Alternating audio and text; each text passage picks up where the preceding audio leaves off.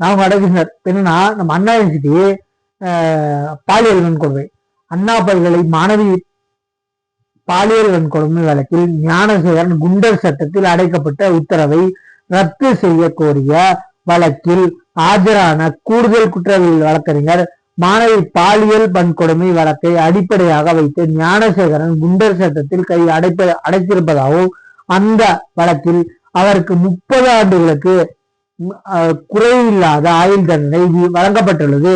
மேலும் 29 வழக்குகள் நிலுவையில் உள்ளது என தெரிவித்துள்ளார்.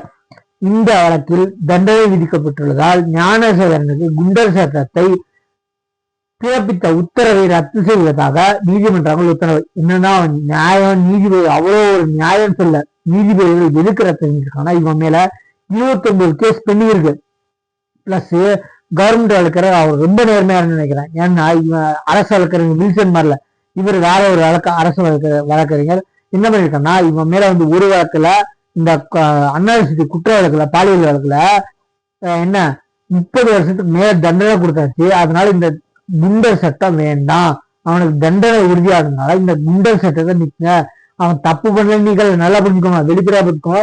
வெறும் இதுல பாதி இந்த நம்ம திமுக ஆளுங்கெல்லாம் வந்துட்டு ஐடிவிங்க கேள வரணுமா என்ன சொல்றாங்கன்னா இது வந்து யாரோட சரின்னு தெரியல, ஏண்டா குண்டர் சட்டத்தை தண்டனை உறுதியானதுனால குண்டர் சட்டத்தை கேன்சல் பண்ணியிருக்காங்க. கொஞ்சமாச்சும் அறிவோட பேசுனாடி, இதெல்லாம் பக்கா உறுதியான ஆளுங்க தூண்டி எடுத்து திமுக ஆளுங்களை பண்ணலாம், நான் அவங்க பண்ணன்னு சொல்ல.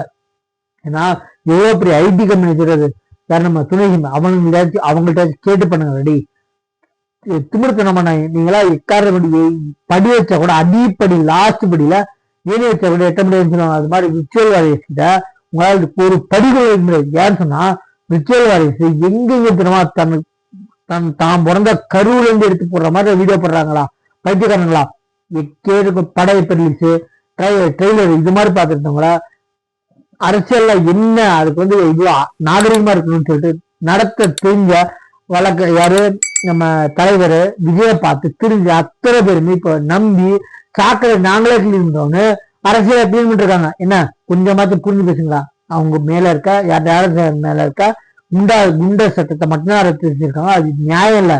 ஏன்னா அவன் வந்து சும்மா ரத்து செய்யல, கவர்மெண்ட்ல அரசு வழக்கறிஞர் என்ன இருக்காங்கன்னா அவன் மேல 29 வழக்கு. இந்த அண்ணா யூனிவர்சிட்டி வழக்குல அவருக்கு 30 வருஷத்துக்கு மேல தண்டனை கொடுத்துட்டாங்க. அதனால இந்த குண்டர் சட்டம் தேவையில்லை. குண்டர் சட்டம் வழக்குல தீர்ப்பு வழங்காததுக்கு மட்டும்தான் அது பதியப்படணும், ஆக்சுவலி இருக்கணும். அதனால இது 15 ஃபர்ஸ்ட் இருந்துச்சு, இப்ப கேன்சல் பண்ணான்னு சொல்லியிருக்காங்க. புரிஞ்சுட்டு பேசுங்க. நம்ம சேனலை சப்ஸ்கிரைப் பண்ணி பண்ணுங்க. தேங்க்யூ.